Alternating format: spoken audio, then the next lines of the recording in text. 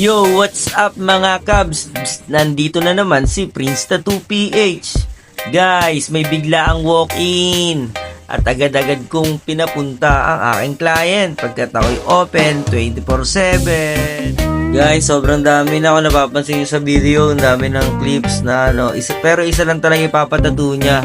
Pero ito, biglang dumami. So, kakaiba to. Hindi lang to isa, dalawa, tatlo, kundi marami.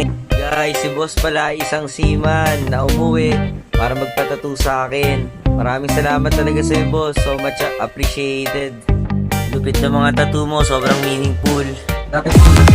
Sige, isa lang pinag-usapan namin. Nag-enjoy ako. Hindi masakit. Naging anim yung tattoo niya, guys. Isa lang yung pinag-usapan namin. Biglang naging anim.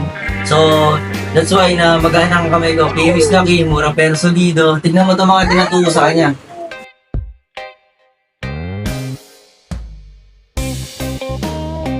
Isa, dalawa, tatlo, apat, lima. Alam mo, 5 lang? Ito pa, oh. 6 yan, guys. Maraming salamat, boss.